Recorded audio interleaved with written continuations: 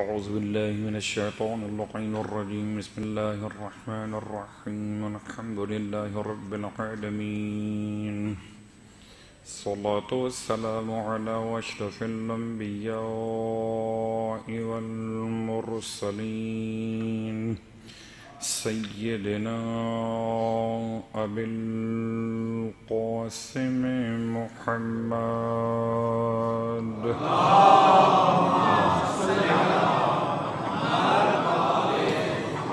على أهل بيته الطيبين الطاهرين واللعنة الدائمة على أعدائهم أجمعين أما بعد فقد قال الله تبارك وتعالى في كلامه الحميد وفرقانه المجيد قوله الحق وهو أصدق القائلين بسم الله الرحمن الرحيم وَإِذْ أَخَذَ اللَّهُ مِيثَاقَ النَّبِيِّينَ لَمَا آتَيْتُكُم مِّن كِتَابٍ وَحِكْمَةٍ ثُمَّ جَاءَكُمْ رَسُولٌ مُّصَدِّقٌ لِّمَا مَعَكُمْ لَتُؤْمِنُنَّ بِهِ وَلَا تَنصُرُنَّهُ صلوات پڑھ لیں محمد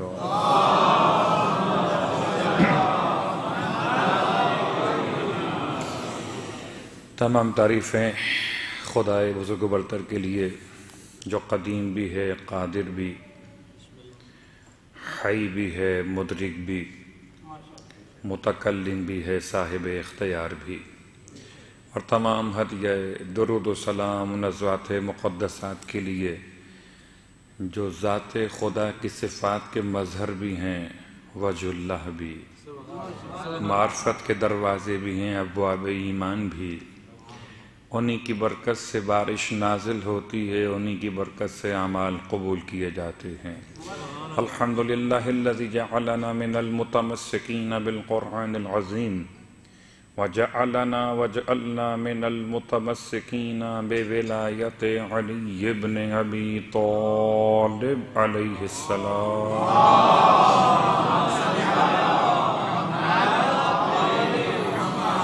عظم اللہ اجورنا واجورکم بمصابنا بالحسین علیہ السلام وجعلنا وإیاکم انشاءاللہ من الطالبین بثأرہ مع ولیہ الامام المہدی من آل محمد علیہم السلام۔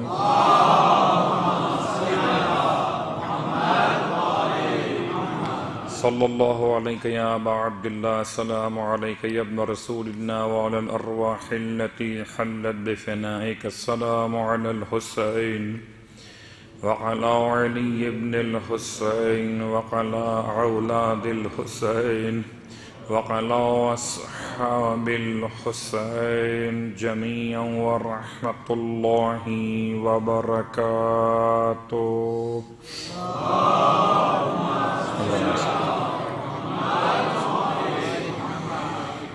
شکر خدائے حسین کہ پھر نصیب ہوا شرف ذکر حسین۔ عقیدہ رجعت کے حوالے سے اور آئینہ داران آفتاب کے عنوان سے آپ کی خدمت معظم میں سورہ مبارکہ آل عمران کی آیت نمبر 81 کے ساتھ متصل ہیں۔ پروردگار کا یہ حسین وعدہ، پروردگار کا یہ خوبصورت اعلان، اتنا یقین خدا کی ذات پر، اتنا یقین خدا کے کلام پر۔ یہ ممکن نہیں کہ خدا پر یقین ہو، اس کے کلام پر شک ہو جائے۔ اور قسم بخدا اتنا حسین کلام ہے کہ خدا سے نہیں، حسین کے نانا سے سنا ہے۔ وَإِذْ أَخَذَ اللَّهُ، اور یاد کرو اس وقت کو کہ جب اللہ نے تمام انبیاء سے ایک عہد لیا۔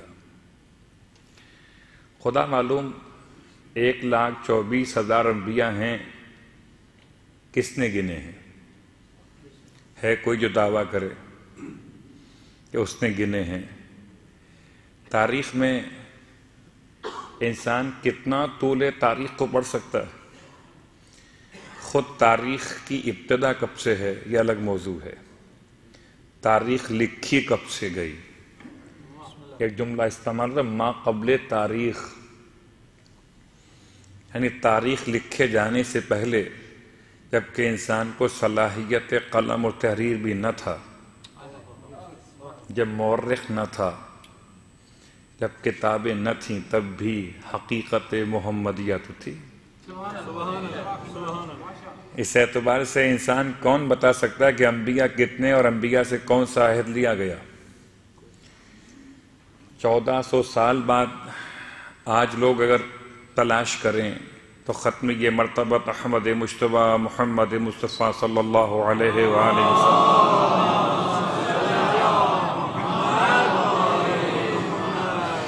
وہ ان روایات کا خلاصہ تلاش کر سکتے ہیں کہ اللہ کے رسول کی زبان مقدس سے انبیاء کی تعداد بیان ہوئی۔ اگر اللہ کے رسول بیان کر دیں کہ انبیاء 5 لاکھ تھے، اگر اللہ کے رسول بیان کر دیں کہ انبیاء 5 لاکھ تھے تو ہے وہ مسلمان کوئی جو رسول کے اس بیان کو رد کر سکے، کوئی دلیل لا سکے؟ تو اللہ کے رسول نے جتنے انبیاء بیان کیے کہ یہ فیگر ہے، اتنے انبیاء تھے، 1,24,000 مشہور روایت، غیر مشہور قول بھی ہیں مگر چھوڑ دیجئے ان کو، مشہور روایت 1,24,000۔ مجھے حیرانگی ہے امت کے ان صاحبان علم افراد پر جو اللہ کے رسول کی بارگاہ میں صحبت کا شرف لیا کرتے تھے، 1,24,000 انبیاء کے نام پوچھ لیتے، قبیلہ نہ پوچھا ہو، علاقہ نہ پوچھا ہو، زمانہ نہ پوچھا ہو، حالات نہ پوچھے ہوں، پیدا ہوئے تھے تو انتقال کیا ہے، پیدا ہوئے تھے تو شہید کیے گئے، کتنا عرصے حیات رہے، اگر ساری تفصیلات نہیں پوچھ سکتے تھے تو کم از کم نام ہی پوچھ لیے ہوتے۔ کیسے مسلمان ہیں؟ ادب کے ساتھ اللہ کے رسول نے جو فرمایا مان لیا بلا چون و چران۔ اب وہ 1,24,000 منوائیں یا 5 لاکھ منوائیں، آپ کا کام تو ماننا تھا نا۔ تو اگر بغیر نام کے ماننے پر آؤ، بغیر نام کے ماننے پر آؤ تو 1,24,000 مان لو، اور نام سن کے نہ ماننے پہ آؤ تو 12 صلوات پڑھے محمد و آل محمد۔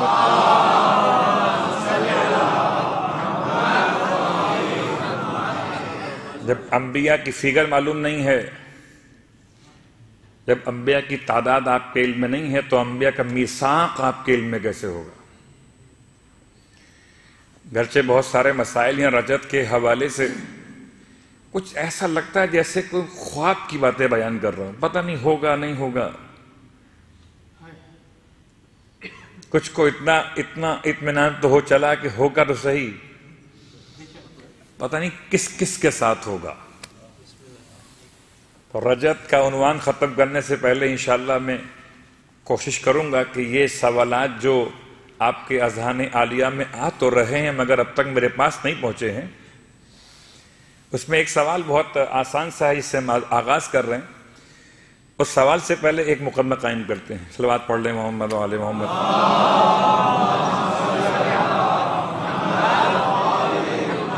میں بڑی کوشش کے باوجود ناکام ہوں، اپنی اردو آسان کرنے میں ناکام ہوں، بڑی کوشش کرنے کے بعد بھی میں ناکام ہوں۔ میں ممبر سے یہ قبول کرتا ہوں کہ میں آسان مثالیں لانے میں ناکام ہوں، لیکن پھر بھی ایک سبق صحیح۔ سوال اعتراض رجعت کے عنوان پر بیان کرنے سے پہلے ایک تمہید، اور تمہید کیا ہے یعنی مقدمہ کیا ہے، پیش لفظ کیا ہیں، کہ 2 طرح کے مسائل سامنے آ رہے ہیں، ایک اندر کے لوگ ہیں، ایک باہر کے لوگ ہیں، ایک خاصہ ہیں، ایک عامہ ہیں، ایک برادران ایمان ہیں، ایک برادران اسلام ہیں۔ میں فی الحال باقی انسانوں کی بات ابھی نہیں کر رہا، ایمان اور اسلام، اہل ایمان کے درمیان ایک مسئلہ کہ عقیدہ رجعت کو عقیدہ ظہور سے الگ کیسے کیا جائے، ٹھیک، اور برادران اسلام کا مسئلہ کہ عقیدہ رجعت کو عقیدہ قیامت سے الگ کیسے کیا جائے۔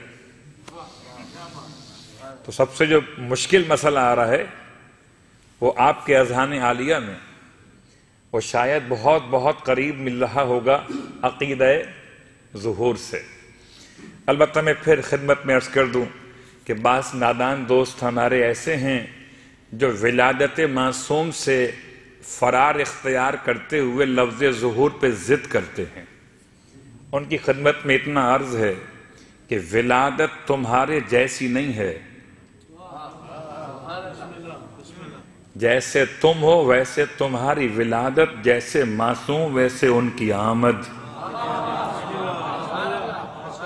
لیکن لفظ ظہور کو محفوظ رکھیے، ایسا نہ ہو کہ لفظ ظہور ہاتھ سے نہ نکل جائے۔ ظہور اور رجعت میں خاص فرق ہے۔ ظہور کہتے ہیں کسی کا پردہ غیبت سے نکل کر سامنے آنا، رجعت کہتے ہیں مرنے کے بعد دوبارہ اٹھایا جانا۔ ظہور ایک امام کے لیے، رجعت باقی تمام صلوات پڑھے محمد و آل محمد۔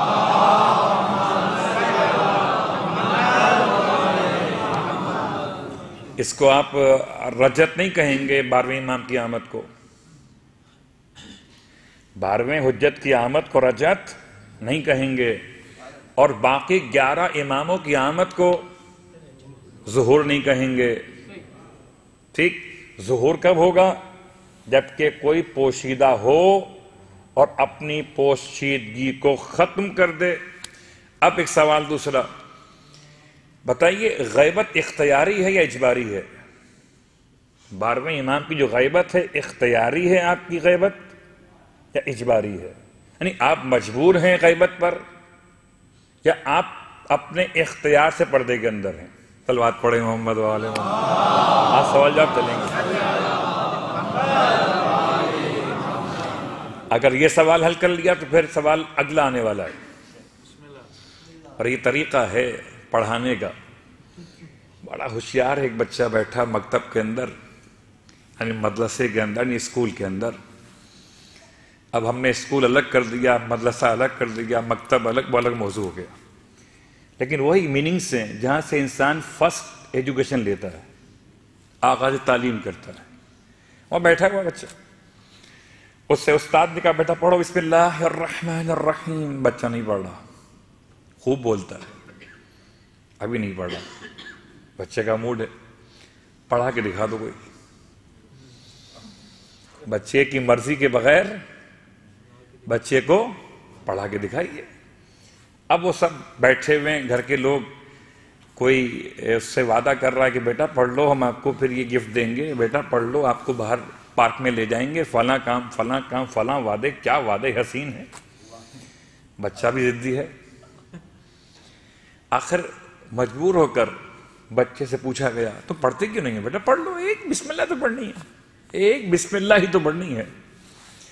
بچہ بڑا ہوشیار ہے، کہتا ہے نہیں بسم اللہ نہیں پڑھنی، خالی مجھے پتا ہے کہ میں نے ایک دفعہ بسم اللہ پڑھ لی تو پھر یہ آغاز ہوگا، پھر سب مجھے آخر تک پڑھنا ہی پڑھنا ہے۔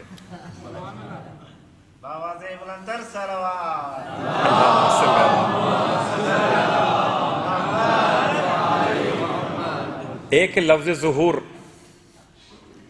اور ظہور کا پہلا مسئلہ کہ آخری حجت کا ظہور، اور آپ سے ظہور سے پہلے آپ کا زمانہ غیبت صغرا ہو یہ غیبت کبرا ہو، اختیاری غیبت ہے یا اجباری غیبت ہے؟ امام خود سے پردے میں گئے ہیں، یہ حکم خدا ہے کہ امام پردے میں گئے ہیں؟ جواب حکم خدا ہے، حکم خدا ہے کہ امام پردے غیب میں ہیں۔ امام خود بھی اپنے ظہور کے لیے اتنی ہی دعا کرتے ہیں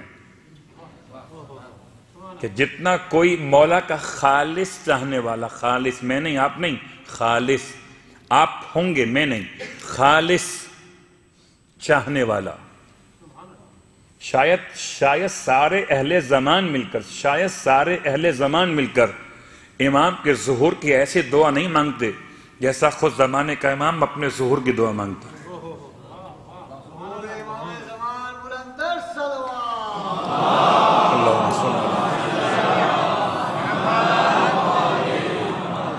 اس لیے آپ کے دو القامات، ایک خاص لقب منتظر، ایک منتظر. منتظر جس کا انتظار کیا جائے، منتظر جو خود انتظار کرنے والا ہو. امام منتظر بھی ہیں، امام منتظر بھی ہیں. امام کا انتظار بھی کیا جاتا ہے، امام انتظار بھی کر رہے ہیں. تو ظہور کا لفظ استعمال ہوگا جبکہ کوئی پردہ غیب سے، چاہے اختیاری غیبت ہو یا اجباری غیبت ہو. اور امام کی غیبت غیبت اختیاری نہیں ہے، اجباری ہے. یہ الگ مسئلہ ہے کہ جب خدا کی مشیت ہو تو مشیت پروردگار، مشیت آل محمد ہوا کرتی ہے. الفاظ پلٹ دوں، مشیت خدا کے ظروف ہیں آل محمد علیہ الصلوۃ والسلام. خدا چاہتا ہے، جو خدا چاہتا ہے وہ یہ چاہتے ہیں، تو یہ چاہتے ہیں وہ خدا چاہتا ہے. یہ اجبار اور اختیار تو میرے اور آپ کے مسئلے ہیں. ہم کہتے ہیں خدا نے مجبور کر دیا، عشاء کی 4 رکعت نماز تھکا ہوا تھا، آج 2 پہ چھٹی مل جائے، صلوات پڑھیں محمد والے محمد.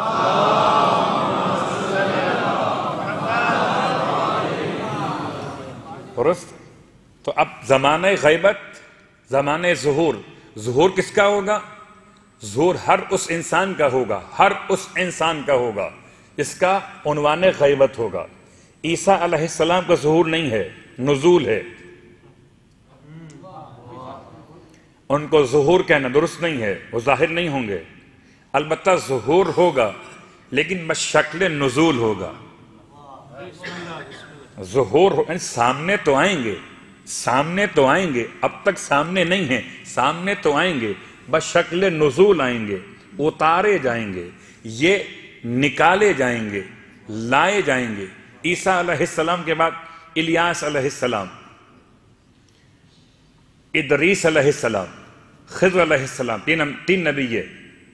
عیسیٰ علیہ السلام کے علاوہ الیاس، ادریس اور خضر علیہم الصلاۃ والسلام، یہ 3 انبیاء بھی حیات ہیں. ان کی رجت نہیں ہے، ان کا ظہور ہے،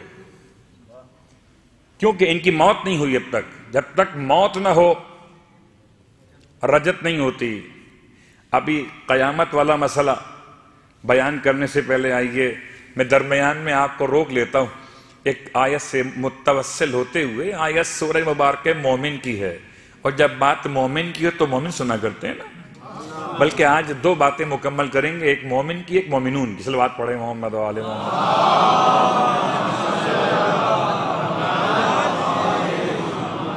پورے قرآن مجید میں یہ واحد 2 سورے ہیں کہ جو صاحبان ایمان کی کیفیت کو لیے ہوئے. المؤمن، المؤمنون. سورہ غافر المؤمن کا نام دیگر ہے، دوسرا نام کیا ہے؟ غافر. سورہ مومن اس کی آیت نمبر 11، سورہ نمبر 40 آیت نمبر 11. اور اس میں عجیب و غریب جملے. ربنا امتنا اثنتین واحییتنا اثنتین قالوا ربنا، وہ کہتے ہیں ہمارے پروردگار، قالوا وہ کہتے ہیں ربنا، اے ہمارے پروردگار، امتنا اثنتین، تو نے ہمیں 2 مرتبہ موت دی، واحییتنا اثنتین، اور تو نے 2 مرتبہ ہمیں زندہ کیا، فاعترفنا بذنوبنا، پس اب ہم نے اپنے گناہوں کا اعتراف کر لیا، فہل الی خروج من سبیل، کیا اب ہے راستہ کوئی بچ کے نکلنے کا؟ یہ سورہ غافر آیت نمبر 11 سورہ مومن. آیت نمبر 11 میں 2 خاص بات، 2 موتیں اور 2 حیات. کبھی وقت میسر ہو تو اس آیت پہ غور کیجیے گا بیٹھ کر کہ یہ 2 موتیں کون سی ہیں اور 2 حیات کون سی ہیں. کچھ تو ہے کہ 2 موتیں بھی ہیں اور 2 حیات بھی ہیں. جب موت کسے کہتے ہیں؟ یہ الگ موضوع ہے. حیات کسے کہتے ہیں الگ موضوع ہے. اس کے بارے میں 4 قول ہیں. اس کے بارے میں 4 قول ہیں. پہلا قول کہ انسان دنیا میں زندگی گزار رہا ہے. پہلی موت کب ہوگی؟ جبکہ آنکھیں بند ہوں گی اور عرف عام میں جس سے موت کہتے ہیں وہ موت ہو جائے گی. موت نمبر 1. موت کے بعد حیات. یہ حیات کہاں پر ہے؟ کہ یہ قبر کے اندر.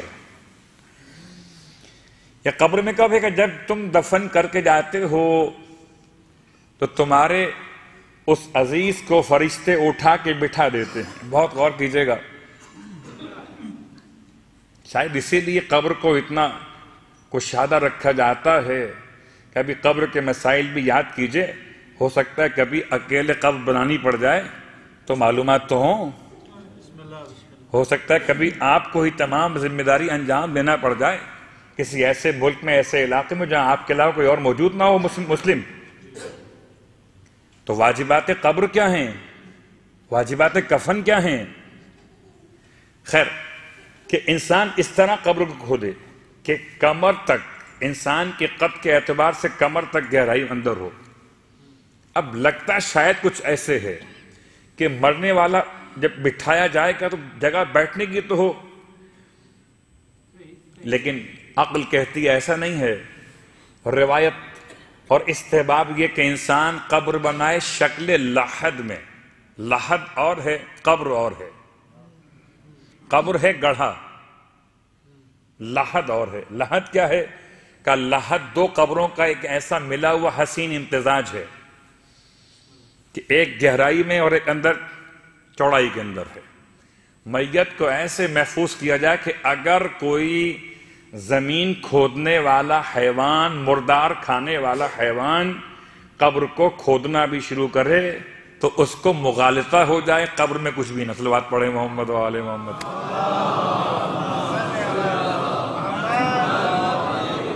میں کہاں چلا گیا؟ بڑا یہ شاید ڈی میں چلا گیا. ایل شیپ میں قبر بنتی تھی، اب تو نہیں بنتی. یہ ڈیپینڈ کرتا ہے زمین کیسی ہے. کبھی اس کا امکان ہوتا ہے، کبھی امکان نہیں ہوتا. 2 قبریں کھدتی ہیں، ایک ایسے اور ایک اندر کی طرف، اور اندر اس کو پیک کر دیتے ہیں. خیر بات کہاں نکل گئی؟ بات ہو رہی تھی کہ انسان کی پہلی موت، اس زندگی کا اختتام، اور اس کے بعد اس سے قبر میں دوبارہ اٹھایا جائے گا. اٹھ کے بیٹھو، یہ پہلی حیات. یہ پہلی حیات. اور پھر جب سوال جواب ہو جائیں گے، سوال جواب ہو جائیں گے، سوال جواب ہو جائیں گے. بس اتنا جملہ یاد رکھیے. کبھی کمرہ امتحان میں مجھ سے ایک مومن نے دعا کی التماس بھی کی ہے کسی بچے کے ٹیسٹ کے لیے. تو پروردگار سے میں التماس بھی کر دیتا ہوں کہ پروردگار خضر عباس کو اور جتنے بھی ہمارے نوجوان بچے ڈرائیونگ کے لیے ٹیسٹ دے رہے ہیں، مالک ان کو حضرت سرکار سید الشہداء کے ذوالجناح کا واسطہ. عجیب بات کی میں نے.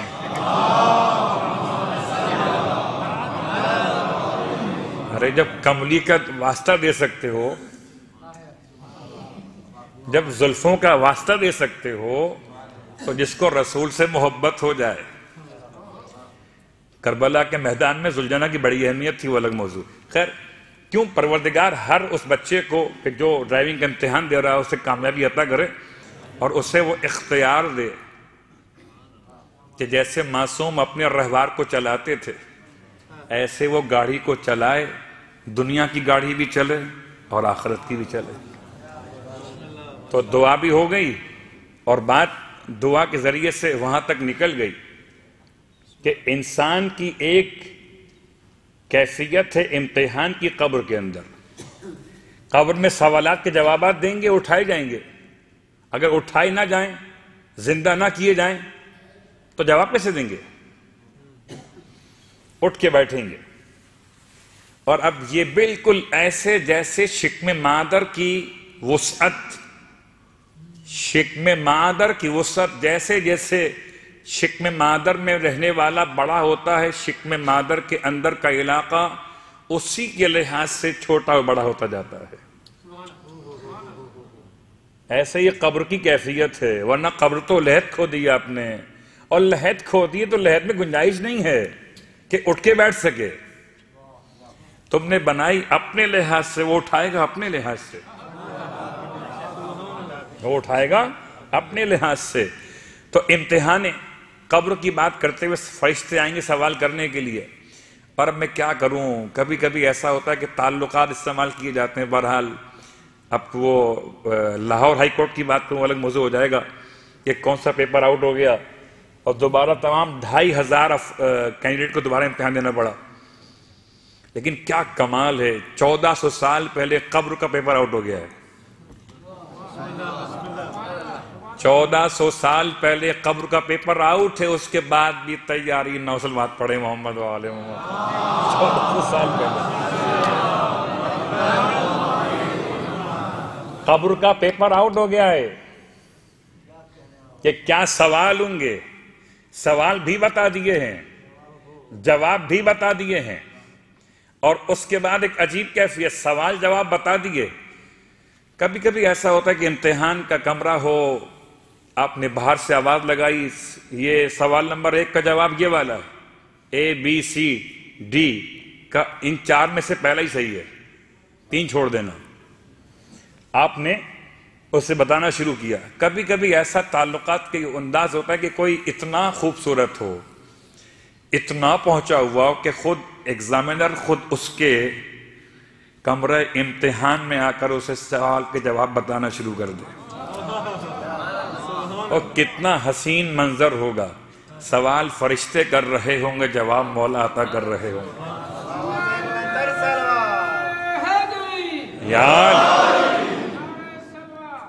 اللہم صلی علی محمد. تو پہلا مسئلہ موت کا، موت کون سی؟ یہ والی.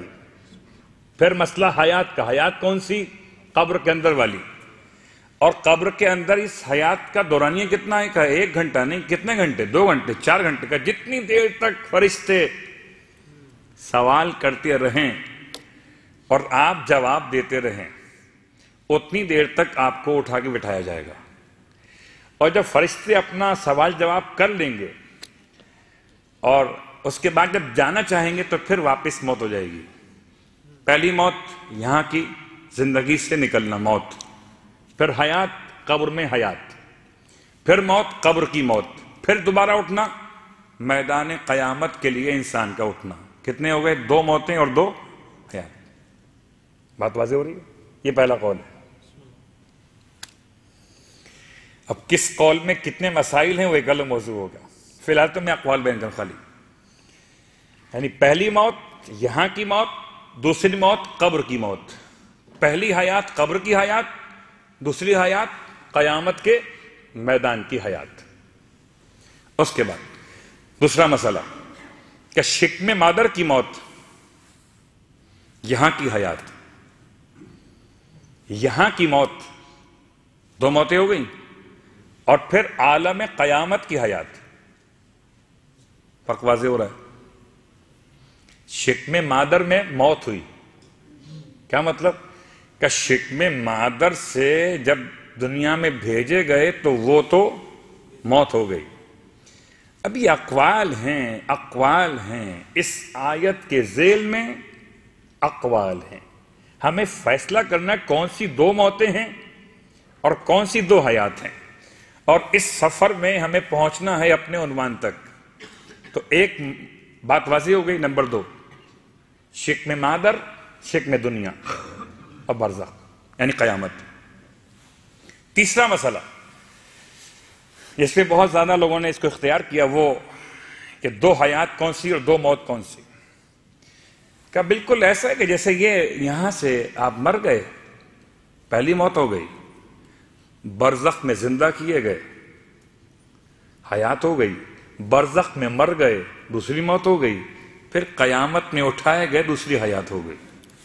یعنی ان 3 اقوال میں آپ کو کہیں دور دور تک رجعت محسوس نہیں ہوگی. اور ہم نے اب ڈھونڈ کر نکالیں رجعت ہے کہاں پر. یہ طریقہ ہے علماء کا، جب کسی اپنے قول کو ثابت کرنا ہو تو پہلے جو قول موجود ہیں ان کو رد کرنا پڑتا ہے. جب تک یہ مردود نہ ہو تب تک مقبول کہاں سے آئے گا؟ اتفاق سے یہ 3 قول ہیں، جب تک یہ مردود نہ ہو تب تک چوتھا مقبول کہاں سے آئے گا؟ یعنی قول کی بات ہو رہی ہے. ہاں تو یہ 3 اقوال، ان 3 میں کیا خامی کیا ہے، ان میں کمی کیا ہے؟ ان میں کمی، اب الفاظ کی بحث میں جائیے. پہلی بات تو یہ کہ موت کسے کہتے ہیں، حیات کسے کہتے ہیں؟ شکم مادر میں کیا موت ہے؟ کیا شکم مادر سے انسان کا دنیا میں آنا موت ہے اس شکم کی؟ نہیں. کہ موت تو ہوتی جب ہے جبکہ حیات مسبوق ہو. اب ایک بحث پوری ہے. لفظ امت تنسنتین، تو نے ہمیں مار دیا 2 مرتبہ، خود نہیں مرے، تو نے مار دیا. وہ احیی تنسنتین، اور تو نے ہمیں 2 مرتبہ زندہ کیا، زندہ تھے نہیں، زندہ کیا. تو شکم مادر میں موت نہیں ہے، اس لیے شکم مادر کی حیات خلقت ہے، حیات عطا نہیں ہے. خلقت اور ہے اور زندہ کرنا اور ہے. خلقت کا کیا ترجمہ کروں؟ خدا نے پیدا کیا ہے، یہ خلقت ہے، زندہ نہیں کیا ہے. زندہ اس سے کیا جاتا ہے جو مردہ ہو، زندہ اسے کیا جاتا ہے جو مردہ ہو. اللہ اکبر. حضرت عیسیٰ علیہ السلام نے جب مٹی کے ذریعے سے پرندوں کی مورت بنائی تو انہیں زندہ کیا تھا یا خلق کیا تھا؟ کل بات پڑھے محمد و آل محمد. نہیں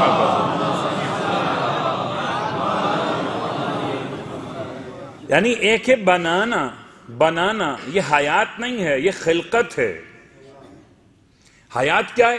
احیا، محیی ہے جب کسی میت کو زندہ کیا جائے. یعنی کوئی مرا ہوا ہے، ہم مرے ہوئے نہیں تھے، ہم تو نہیں تھے کو تھے کر دیا، یہ خلقت ہے. اور مرے ہوئے کو زندہ کرنا یہ احیا ہے. تو 2 احیا ہیں اور 2 اموات ہیں. تو شکم مادر میں خلقت ہے، احیا نہیں ہے. پھر احیا کب ہوگا؟ جب پہلے موت ثابت کرو گے. یعنی احیا کے لیے پہلے موت ثابت کرنا پڑے گی. تو شکم مادر میں موت نہیں. عدم تو کہہ سکتے ہو کہ عدم سے وجود دیا، گرچہ یہ بھی بڑی طویل بحث ہو جائے گی. عدم محض سے وجود ممکن نہیں ہے. میں اپنے آپ کو پھر اور آہستہ آہستہ آگے بڑھاؤں. عدم محض، عدم غیر محض یہ الگ موضوع ہے. بالکل کوئی شے نہ ہو اس کو شے بنانا الگ موضوع ہے. شے ہو اور شے سے اچھی شے بنانا یہ الگ موضوع ہے. تو کیا کہنا کہ کائنات کو خدا نے کس شے سے بنایا؟ لا شے سے بنایا یا نور آل محمد سے بنایا؟ صلوات پڑھ لے محمد و آل محمد.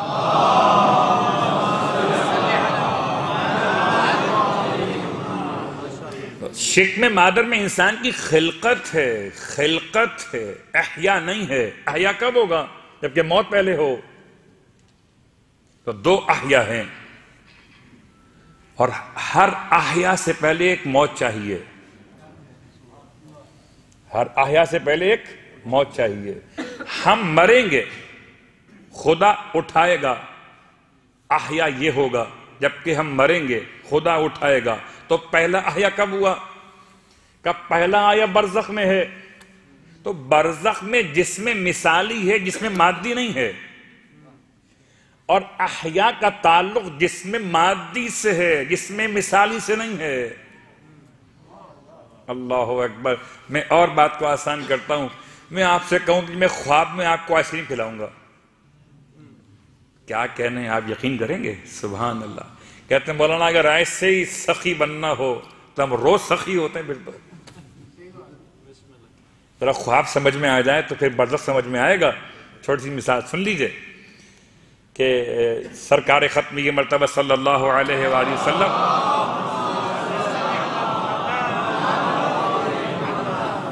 کی معراج کی بحث کر لیجئے تو معراج جسمانی ہے کہ روحانی ہے، خواب میں ہوئی کہ جاگتے میں ہوئی؟ خواب کیا ہے؟ خواب کیا ہے؟ خواب عالم برزخ کی یادگار، اور کیا خواب؟ انسان سو رہا ہے، سوتے ہوئے انسان یہاں پر پہنچ گیا وہاں پر، تو یہ تو ہر انسان دعویٰ کر سکتا ہے، اور اس دعوے کے لیے تردید کوئی دلیل چاہیے نہ تصدیق میں دلیل چاہیے۔ کیوں کہہ رہے ہو بھائی؟ کیسے پہنچ گئے آپ وہاں پر؟ آپ نے سو رہے تھے، ہم نے آپ کو دیکھا، ہم نے آپ کو دیکھا کہ آپ سو رہے تھے، اور آپ کہتے میں وہاں پہنچ گیا۔ تو یہ جو آپ پہنچ گئے، جو پہنچا ہے وہ کون ہے؟ یہ سو رہا ہے وہ کون ہے؟ جو سو رہا ہے وہ کون ہے؟ جو پہنچ گیا وہ کون ہے؟ مجھے بتائیے، اٹھائیں گے اس کو یا اس کو؟ نہیں، اور مثال دوں آسان سی۔ ایک مرتبہ بہت مشہور مثال ہے مولا متقیان علی ابن ابی طالب علیہ السلام کی بارگاہ مقدس۔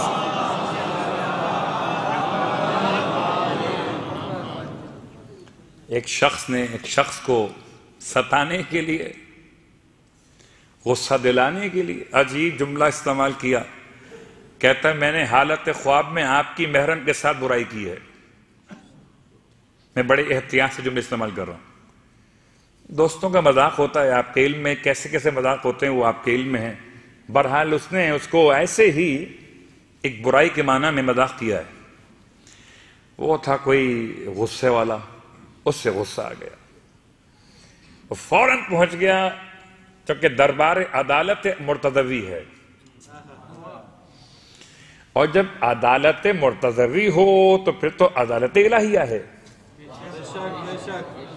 پہنچ گیا مولا کی بارگاہ میں، کہتا ہے یہ فلاں صاحب میرے دوست جو ہیں وہ اس طرح کا جملہ استعمال کرتے ہیں خواب کے حوالے سے۔ آپ نے مسکراتے ہوئے شاید میں خواب میں ہی تو اس نے بیان کیا ہے نا، کہ نہیں آپ حد جاری کیجئے، آپ اس پر حد جاری کیجئے۔ امام سمجھاتے ہیں کہ خواب کے مسئلے پر حد جاری نہیں ہوتی۔ خواب میں انسان جو کھا لے، جو پی لے، روزہ نہیں ٹوٹتا۔ خواب میں جو کھا لے، جو پی لے، روزہ نہیں ٹوٹتا۔ خواب میں پوری نماز شب پڑھ لے، نماز نہیں ہوتی۔ ہوتی ہے؟ خواب میں چوری کر لے، حد کٹیں گے؟ نہیں کٹیں گے۔ اب الگ بات ہے کہ خواب میں چوری کرتا ہو اور کہ خواب میں کربلا پہنچ جاتا ہو، بھائی جیسے جس کی سوچ ہے وہاں نکل جاتا ہے وہ۔ خواب میں حج کر لیا، حاجی ہو گئے؟ نہیں ہو گئے نا، صلوات پڑھے محمد والے ہو گئے حج۔ اگر خواب میں حج کرنے سے حاجی ہو گئے تو بھائی 5.5 لاکھ بچ گئے۔ یہ تو روز حج کیجیے آپ خواب میں۔ ارے بندے خدا، جب خواب میں کوئی حج کر لے تو حج نہیں ہوتا، معراج کیسے ہو جائے گی؟ جب خواب میں زکوٰۃ دے، صدقات دے، ہاں خمس نکالے، کچھ بھی نہیں ہوتا حساب کتاب۔ اب امام کی بارگاہ میں وہ جوان ضد کر رہا، نہیں مولا مجھے تو تسلی نہیں ہوگی، کیا کریں یہ عجیب مسئلہ ہے۔ مولا کے سامنے کہتا ہے مجھے تسلی نہیں ہو رہی، کچھ تو کریں مولا اس کے ساتھ۔ مولا کیا کریں؟ کچھ ایسے نادان لوگ بھی ہوتے تھے، مولا کچھ تو کریں۔ امام نے ارشاد فرمایا بھئی کمال یہ ہے مولا کا کہ کوئی ایسا سوال نہیں جس کا جواب علی کے پاس موجود۔ فرمایا اچھا بلاؤ اس کو، دن کا وقت ہے، مسجد کوفہ ہے، اور مسجد کوفہ میں مسند قضاوت پر امام بیٹھے ہوئے ہیں۔ فرمایا اسے دھوپ میں کھڑا کر دو، اور وقت ایسا ہے کہ دھوپ میں کھڑا کرتے ہیں تو اس کا سایہ زمین پہ پڑتا ہے، کہ اس کے سائے پر 80 کوڑے مار دو۔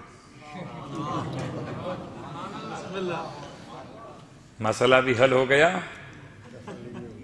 اور حد بھی جاری ہو گئی، مگر کیا بدن کو تکلیف ہوئی؟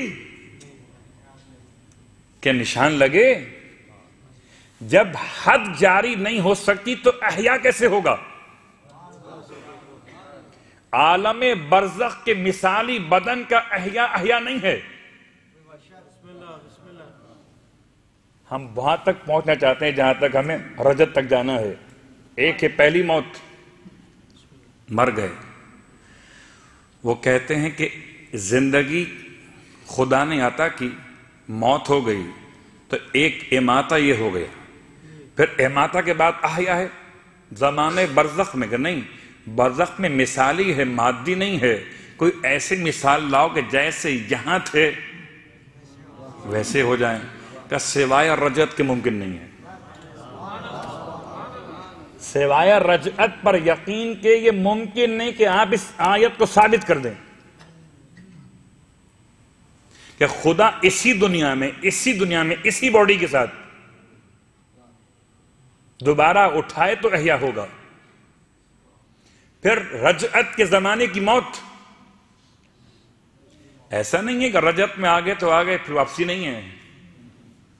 کل نفس، رجعت میں آنے کے بعد بھی واپسی ہے، یعنی پھر جانا ہے، مرنا ہے،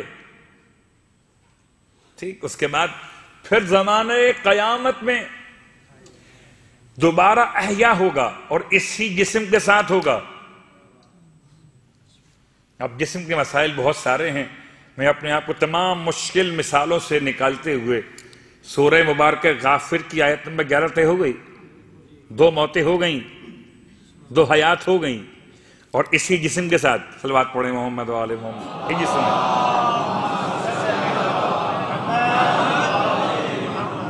ٹھیک، 2 موت 2 حیات، یعنی ایک موت یہ کہ جو ابھی میں اور آپ مرنے والے ہیں، اس کے بعد میں اور آپ اٹھنے والے ہیں، اس کے بعد میں اور آپ دوبارہ مرنے والے ہیں اور پھر اٹھنے والے ہیں۔ آیت کا مطلب کہ تمام کے لیے رجعت ہے، تمام کے لیے رجعت ہے۔ رجعت اختیاری ہے یا اجباری ہے؟ اس سوال کی طرف بڑھیں گے۔ زمانے ظہور میں آپ کی جو واپسی ہے، آپ کی جو آمد ہے وہ اختیاری ہے کہ اجباری ہے؟ کیا اختیاری ہے؟ بہت سے صاحبان ایمان کو یہ خبر دی جائے گی بھائی امام زمانہ کا ظہور ہو گیا، چلنا ہے واپس۔ قبر میں آپ کو اطلاع دی جائے گی، بریکنگ نیوز ملے گی آپ کو کہ امام کا ظہور ہو گیا ہے، چلنا ہے واپس۔ پھر جو چاہے گا بھلا کون سا ہے جو نہیں چاہے گا؟ تو کفن کربلا کا پہنے ہوئے ہو، وہ انتقام کربلا دیکھنا نہ چاہے، جو خاک شفا ساتھ میں لے گیا ہو وہ حسین کے بیٹے کی محبت میں آنا نہ چاہے۔ زمان رجعت اختیاری ہے کہ اجباری؟ اب آئیے اس پر ایک بہت بڑا اشکال، وہ اشکال یہ ہے کہ پورے قرآن مجید میں 2 آیتیں ہیں جو رجعت کا انکار کرتی ہیں۔ پورے قرآن مجید میں 2 آیات ہیں جو رجعت کا انکار کرتی ہیں، اور اتفاق سے یہ دونوں آیات سورہ مبارکہ مومنون کی ہیں۔ یہ مومن کی تھی، یہ مومن کی تھی، وہ مومنون کی ہیں۔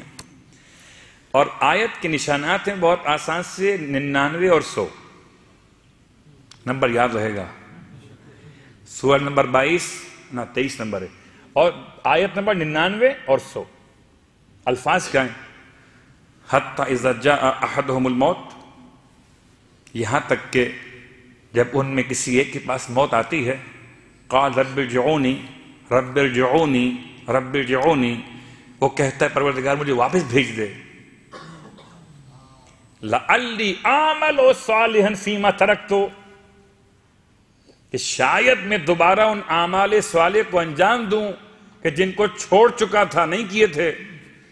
کلا انہا کلمۃ ہوا قائلہا، ہاں ایسا ممکن نہیں ہے، کلا ایسا نہیں ہو سکتا کہ تو واپس بھیج دیا جائے، واپس بھیجنا ہے رجعت، کلا نہیں ہو سکتا کہ تو واپس بھیج دیا جائے۔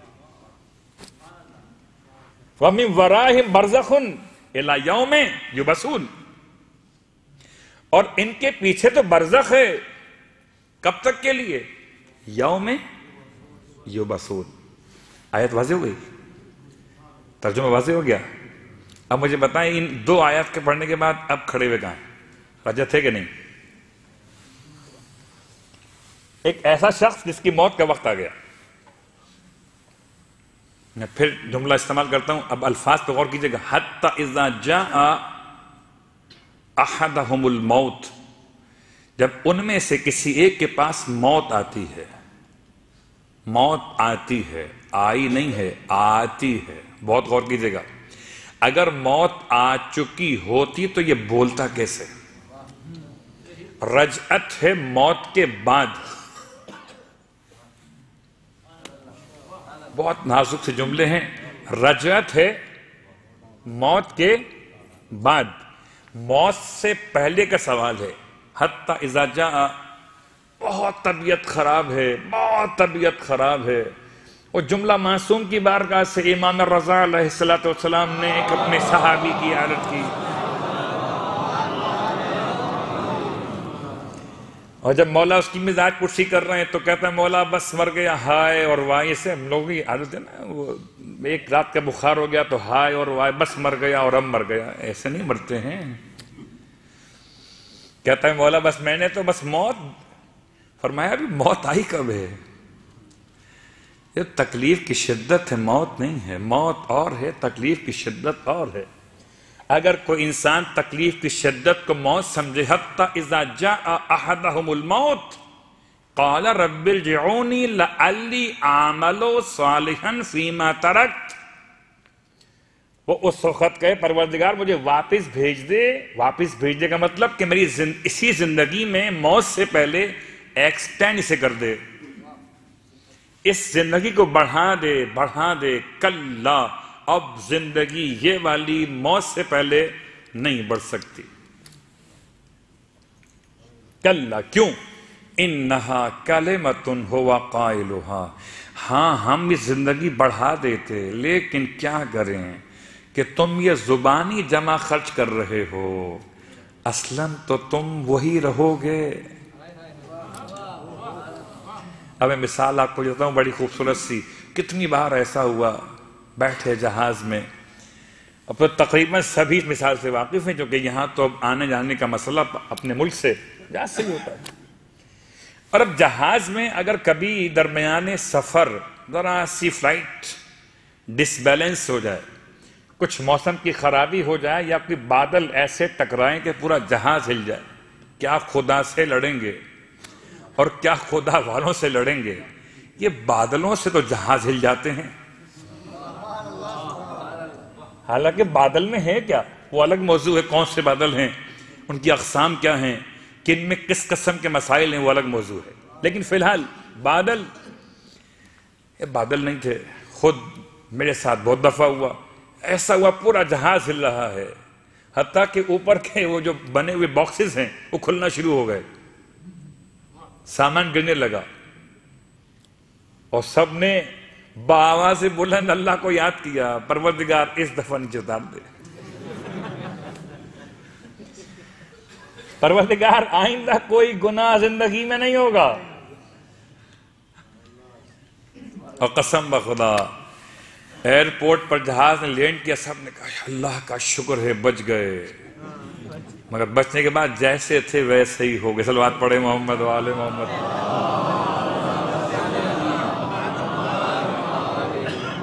ٹھیک، مثال تو واضح ہے نا، کلا انہا کلمۃ ہوا قائلہا، خدا کی شان یہ ہے کہ وہ آیت میں خود جواب رکھتا ہے، کلا، یہ کلا کہا، اس کا مطلب کیوں ہے کلا؟ کہ انہا کلمۃ ہوا قائلہا، یہ دل سے آواز نہیں آتی، خالی زبان سے آتی ہے، ہم زندگی بڑھا دیتے اگر دل سے مانگتے، لیکن ہوا قائلها خالی قول ہے، اندر دل ساتھ نہیں ہے۔ جب آپ فقیر کو پہچانتے ہیں کہ یہ بناوٹی فقیر ہے یا اصلی فقیر ہے، وہ خوب پہچانتے ہیں بناوٹی فقیر ہے یا اصلی فقیر ہے۔ آج کل تو بناوٹی ایسی ایکٹنگ کرتے ہیں کہ اصلی گمان ہونے لگتا ہے، پھر بھی ہوشیار پہچان لیتے ہیں بناوٹی کون ہے۔ آنسو بہا کے کوئی اصلی نہیں ہو جاتا ہے بھائی۔ اگر کوئی آنسو بہانے لگے خطبہ دیتے ہوئے تو مت پریشان ہوئیے گا، رونا دلیل محبت حسین نہیں ہے۔ رونا دلیل محبت حسین نہیں ہے۔ روتے تو بہت سے بناوٹی بھی ہیں۔ لوگ مجھ سے کہتے فلاں صاحب خطبہ دیتے ہوئے فلاں مسجد کی پیش نماز، ایک تو پتہ نہیں کیا ہمیں شوق ہو جاتا ہے، ہمیں اچھا لگتا ہے کوئی مولا کے نام پر روئے تو ہم اس کی بات کو آگے بڑھائیں۔ رونا دلیل محبت نہیں ہے۔ اگر محبت حسین ہے تو آؤ حسین کے قاتل کو آؤ نا، ورنہ تو کربلا کے میدان میں تو یاد ہے نا وہ روایت جو آپ سنتے پڑھتے چلے آئے کہ وہ ایک شہزادی ہے جس کے زیورات کو چھین رہا، بچی ہے اور روتا جاتا ہے، چھینتا بھی اور روتا بھی۔ خود میدان کربلا لشکر یزید سپاہی لشکر کا روتا بھی اور لوٹتا بھی ہے۔ تو بچی نے پوچھا روتا کیوں ہے؟ کہا تمہاری غربت ہی ایسی ہے۔ کہ لوٹتا کیوں ہے؟ کہا اگر میں نہ لوٹوں گا تو کوئی اور لوٹ لے گا۔ ہے نا یہ واقعہ؟ اب اس واقعے کے سننے کے بعد بھی اگر کسی سے آپ نے یہ ویڈیو شیئر کی، وائرل ہوگی نا اب تو یہ کہ جو رو رہا ہے ذکر کربلا کرتے ہوئے، چھوڑ دی ان باتوں کو۔ خیر بات کہاں سے کہاں نکل گئی، بات تھی کلا انا کلمۃ هو قائلها۔ یہ صرف زبانی جمع خرچ ہے، اگر دل سے مانگتا تو خدا جب شیطان کو دے سکتا ہے۔ جب شیطان نے مانگا تھا ربی فانظرنی الی یوم یبعثون قال فانک من المنظرین الی یوم الوقت المعلوم، جب شیطان کو مل سکتی ہے اس مانگنے والے کو مل سکتی ہے، مگر کلا انہا کلمۃ هو قائلها۔ اب رہا مسئلہ کہ چلیے یہ مانگ رہا ہے، دل سے مانگ رہا ہے، سب کچھ آپ کی بات میں نے مان لی۔ وَمِن وَرَائِهِمْ بَرْزَخٌ، دلیل کیا ہے؟ دلیل یہ کہ اس لیے اب ممکن نہیں ہے کہ اس کے پیچھے برزخ ہے۔ اِلَى يَوْمِ يُبْعَثُونَ، بہت غور کیجئے گا، کسی انسان کے لیے آواگون ممکن نہیں ہے، تناسخ ممکن نہیں ہے۔ کوئی انسان یہ سوچے مجھے پروردگار دوبارہ بھیج دے، یعنی پھر صلب پدر میں آئے، پھر رحم مادر کے اندر آئے، ممکن نہیں ہے، ممکن نہیں ہے۔ اللہ اکبر۔ جسم کا دوبارہ سے انسان کو ملنا، دوسرا جسم ممکن نہیں ہے۔ اس آیت سے ایک مفہوم آپ نکال سکتے ہیں کہ یہ آواگون کے عقیدے کا انکار ہے۔ وَمِن وَرَائِهِمْ بَرْزَخٌ إِلَى يَوْمِ يُبْعَثُونَ۔ تیسری آخری بات، یوم یبعثون کا ترجمہ قیامت کہاں سے آ گیا؟ تلوات پڑھے محمد و آل محمد۔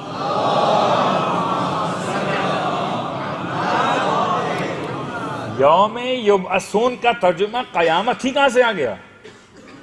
ہر یبعثون، ہر اٹھائے جانے کے دن کو کہتے ہیں بعثت۔ تو اگر تمام تر عالمین کے افراد کے لیے قیامت بعثت ہے تو خدا چاہے تو رجب بھی بعثت ہو سکتی ہے۔ اِلَى یوم یبعثون، کہاں اٹھائیں گے تو صحیح، مگر اٹھائیں گے بعثت کے دن، یعنی رجعت کے دن، اٹھائے جانے کے دن۔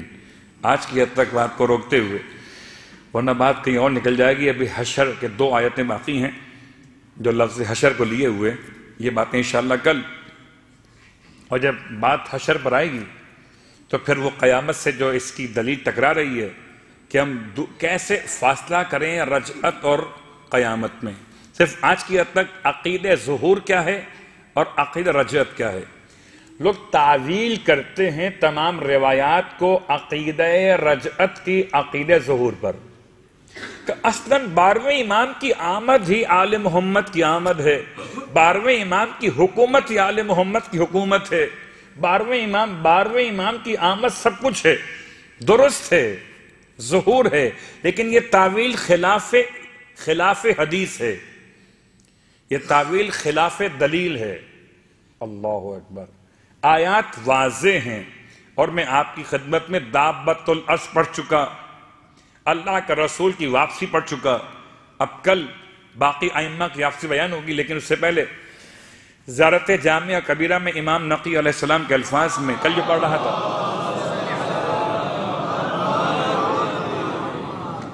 مصدقم برجعتکم منتظر لامرکم امرکم کم. آپ سب کے امر کا انتظار کر رہا ہوں. ایک جملہ یاد رکھیں کہ زمانے ظہور ہے انٹری، زمانے قیامت ہے ایگزٹ. بیچ کے لمحات کو رجعت کہتے ہیں. زمانے ظہور سے آغاز ہوگا، قیامت پہ اختتام ہوگا، بیچ کے دورانی کو رجعت کہتے ہیں.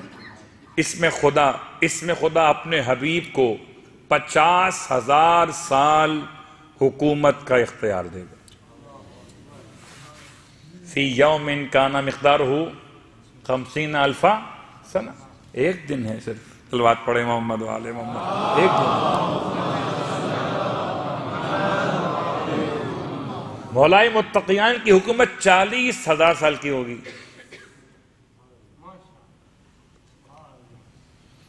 اگر کسی کو خدا پر اب شک ہو ایسا کیسے ہوگا، تو خدا کیسے ہے، خدا کب سے ہے؟ جب خدا ایک قیامت کے دن کو 50,000 سال کا دن بنا سکتا ہے تو کیا خدا عاجز ہو گیا کہ قیامت سے پہلے قیامت رجعت کیوں ہوگی، عدالت کا قائم کیوں ہوگی؟ یہ باتیں انشاءاللہ کل.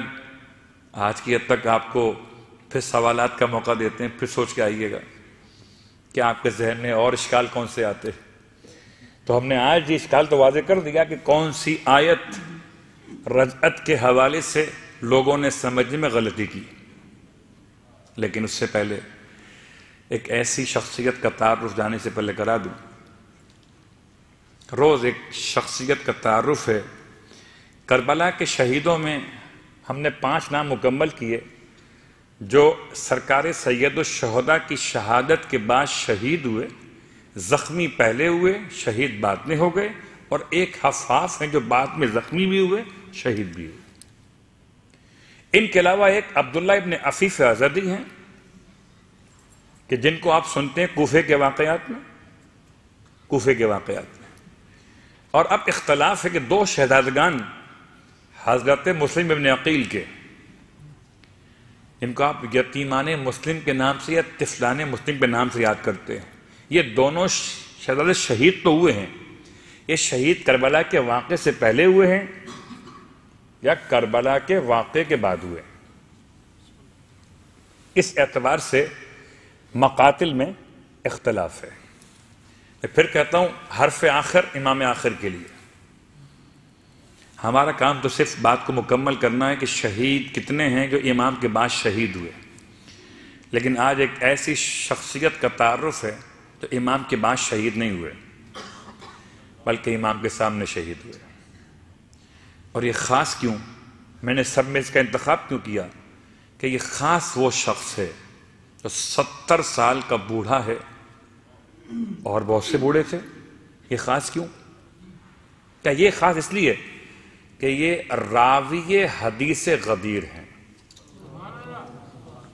کربلا کے میدان میں یہ راوی حدیث غدیر ہیں، یعنی اس نے اپنی آنکھوں سے غدیر خم کا منظر دیکھا.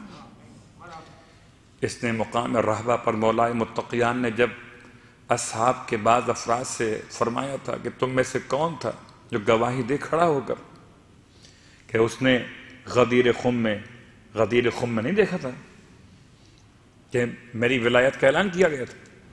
تو یہ کھڑے ہوئے تھے اور سب کے سامنے کوفے کے مقام الرہبہ پر مولائے متقیان کی ولایت کی گواہی دی تھی. نشہدو، ہم گواہی دیتے ہیں، اننا سمعنا، ہم نے سنا خود پیغمبر کو اپنے کانوں سے. کیا فرما رہے تھے؟ اللہ ولینا، اللہ ہمارا ولی، اللہ مولائی، وَأَنَا مَوْلَى الْمُؤْمِنِينَ وَمَنْ كُنْتُ مَوْلَى، پورا بیان کر رہے تھے. راوی یہ حدیث غدیر کا نام کا ہے عبد الرحمن ابن عبد الرب، قبیلہ خزرج سے آپ کا تعلق، خزرجی کہلاتے ہیں. قبیلہ خزرج اولاً تو ساکن مدینہ کہے جاتے ہیں، اور یہ وہی افراد ہیں کہ جو انصار کہلاتے ہیں مدینے کے. مکے سے آنے والے افراد کو جنہوں نے بہت اچھے انداز سے ویلکم کیا، ان میں یہ شامل ہے. اتنا متقی پرہیزگار ہے، یہ قاری قرآن بھی ہے، اور اس نے قرآن کی تفسیر سیکھی ہے مولائے متقیان سے. یعنی یہ وہ قرآن کی تفسیر نہیں کرتا تھا جو ادھر سے ادھر سے لوگ کیا کرتے تھے. یہ جب بھی تفسیر قرآن کرتا تھا مولائے متقیان سے منسوب کرتا تھا. یہ قاری قرآن عبد الرحمن 70 سال کا، داڑھی سفید ہو چکی. کب پہنچا مولا کے پاس؟ مولا کے پاس پہنچا ہے کوفے سے نکل کر سیدھا مکے پہنچا. امام یہاں سے مکے پہنچے ہیں اور یہ کوفے سے نکل کے مکے پہنچا. اور جیسے ہی اس نے پہنچ کے امام کو سلام کیا، السلام علیکہ یا ابا عبداللہ. امام نے بڑی محبت سے سلام کا جواب دیا. اللہ اکبر، کیا اس کا شوق محبت تھا. روتا تھا کہ خدا کا بڑا احسان کہ مجھے خدا نے اپنے گھر میں آپ کی زیارت نصیب کر دی. کچھ ایسے ہیں کہ جو تلواریں چھپا کے لائے تھے مکے میں حج کا احرام پہن کر حسین کو شہید کرنے کے. یہ یوم الانذار، لیلۃ المبیت اور یوم غدیر 3 واقعات کا عینی گواہ ہے. تو کربلا میں اس کی اہمیت باقی افراد سے مختلف ہے. اور یہ اس طرح کا مولا کا عاشق ہے. تفصیل کا وقت نہیں ہے، بس جملے مکمل کروں کہ رات شب عاشور حضرت بریر کے ساتھ جن خاص اصحاب کی گفتگو آپ نے سنی ہمیشہ، کہ اتنی خوشی محسوس کرتے تھے جیسے کربلا کے مقتل میں نہیں، میدان میں نہیں، بلکہ جنت کے باغ میں بیٹھے ہوئے ایک دوسرے کو مسکراتے ہوئے مبارکباد دے رہے تھے. بریر نے قاری قرآن سے کہا کہ تم تو قاری قرآن ہو، تم اس طرح کیوں مسکرا رہے ہو؟ یہ تو ہنسنے کے مذاق کا وقت نہیں ہے، شب عاشور ہے. تو بڑا اطمینان سے کہتے ہیں اتنا یقین ہے کہ بس ہمارے اور جنت کے درمیان تلواری تو حائل ہے. اتنا یقین ہے اپنی نجات پر. امام علیہ السلام کے اصحاب کیا اصحاب تھے، کس کیفیت میں امام کے ساتھ تھے. اللہ اکبر. دل چاہتا ہے بس وہ سب سے بڑی مصیبت جو امام کے اصحاب پر واقع ہوئی، میں کل اشارہ کر رہا تھا، پھر جملہ مکمل کرتا ہوں کہ جو پہلا حملہ کیا گیا، عمر سعد ملعون نے اپنے ہاتھ سے تیر چلا کر تیر اندازوں کو دعوت دی تھی کہ میں پہلا تیر مارتا ہوں خیام حسین کی طرف. اختلاف ہے کہ کتنے افراد شہید ہوئے، 40، 50 یا نصف لشکر. 3 قول ہیں مقاتل کے. اور تیر کتنے ورثے تھے؟ 10,000 کی تعداد میں تیر چلے تھے. لگتا ہے تیر نہیں آ رہے بلکہ ایک کالا بادل ہے کہ جو خیام میں حسینی پر چھا گیا ہے. اتنے تیر برسے تھے کہ یہ عبد الرحمن ابن عبد الرب ان تیروں کی شدت سے شہید ہوئے. کتنے لوگ شہید ہوئے، اللہ اکبر. جنہیں اٹھنے کا موقع بھی نہ مل سکا، جنہیں تلوار کو اٹھانے کا موقع بھی نہ مل سکا، جنہیں امام سے رخصت ہونے کا موقع بھی نہیں مل سکا، اس حالت میں تیر برسائے گئے کہ میرا مولا اپنے اصحاب کی لاشوں کو دیکھ کر روتا تھا۔ رونے والوں بس ایک جملہ اور سنیے گا، کربلا کے حرم میں ایک ایسی مجلس برپا تھی اس میں خطیب خراسانی نے پڑھتے پڑھتے روایت کو پڑھا کہ کربلا کے میدان میں اتنے تیر برس رہے تھے کہ مولا عباس علیہ السلام کی آنکھ بھی محفوظ نہ رہی۔ ہائے سقائے سکینہ ایک عباس پر 4000 تیر انداز دونوں تیر آزمائے تھے۔ اس نے روایت پڑھی، رونے والوں خدا آپ کو کبھی کوئی غم نہ دے، کبھی کوئی غم نہ دے، کبھی آنکھ کی تکلیف نہ دے۔ تکلیف تو بہت دور ہے، کبھی آنکھ میں ریت کا ذرہ کنکر اڑ کر نہ پڑے، اگر پڑ جائے تو خدا کرے ہاتھ سلامت ہوں۔ اگر آنکھ میں ریت کا ذرہ پڑ جائے تو ہاتھ سلامت ہوں۔ ہائے میرا مولا، جب حرم میں اس نے روایت پڑھی اور لوگ روتے اور روتے غش کر گئے، کہتے ہیں وہاں پر ایک امام جماعت تھے ابراہیم قزوینی، ابراہیم قریب آئے، خطیب سے کہتے ہیں اتنی سخت روایت نہ پڑھا کرو، تم پڑھ کے چلے جاتے ہو، ہم مقتل میں ڈھونڈتے ہیں۔ کہتا ہے آئندہ خیال کروں گا، آپ جیسا کہتے ہیں ویسے ہی بیان کروں گا۔ اب کہتے ہیں کہ ابراہیم نماز ظہرین کے بعد جب اپنی آرام گاہ پر پہنچے، حالت خواب میں بستر راحت پر تھے تو حالت خواب میں آقا عباس کی زیارت نصیب اور آکے فرماتے ہیں ابراہیم میرے مصائب کا ایسے بھی انکار مت کرو جیسے تم خود کربلا کے میدان میں موجود تھے۔ ابراہیم اچھا مجھ سے سننا چاہتے ہو کہ مجھ پر کیا گزری؟ ہاں ابراہیم میں تمہیں خود بتا دیتا ہوں مجھ پر کیا گزری۔ رونے والوں بہت سخت جملہ ہے، مولا کے فرماتے ہیں کہ ابراہیم سنو، میری آنکھ میں تیر جب پیوست ہوا، رونے والوں اگر ہاتھ سلامت ہوں تو انسان اپنے ہاتھوں سے اپنے اس چہرے کو بچاتا ہے نا، کہ میری آنکھ میں تیر جب پیوست ہوا جبکہ دونوں ہاتھ کٹ چکے۔ ابراہیم میں نے پہلی کوشش یہ کی کہ کسی طرح سر کو اتنا زور سے جھٹکا دوں کہ تیر نکل کے زمین پہ گر جائے۔ ابراہیم میں نے جتنی بار سر کو ہلایا مگر تیر اتنا گہرا پیوست ہوا تھا۔ رونے والوں آنکھ پہ غور کرو، آنکھ کیسی ہے، تیر کتنا بڑا تھا اور کتنا اندر تک گیا تھا کہ مولا فرماتے ہیں کہ میں سر کو جھٹکتا تھا مگر تیر نکلتا نہیں تھا۔ ابراہیم میں نے دوسری کوشش کی، رونے والا خدا کبھی معذوری کی شکل نہ دکھائے۔ اس کے ہاتھ کام نہ کرتے ہو تو کوشش کرتا ہے نا کہیں سے کوئی حصہ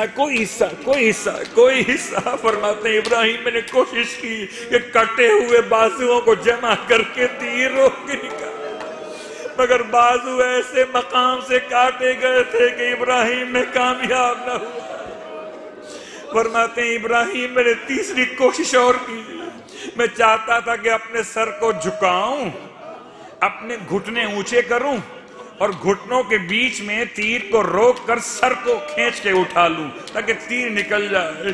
ابراہیم جیسے ہی میں نے سر کو جھکایا تھا تاکہ تیر کو گھٹنوں میں روک کے نکال سکوں، کسی ظالم نے پیچھے سے میرے سر پہ ایسا وار کیا کہ میں اپنے گھوڑے پہ نہ سنبھل سکا۔ واہ غربتا واہ محمدہ، ارے مدینے میں مار روتی تھی، کوئی اتنا بتا دو جب میرا بیٹا زین سے زمین پہ گرا تو کیا دونوں یاد کر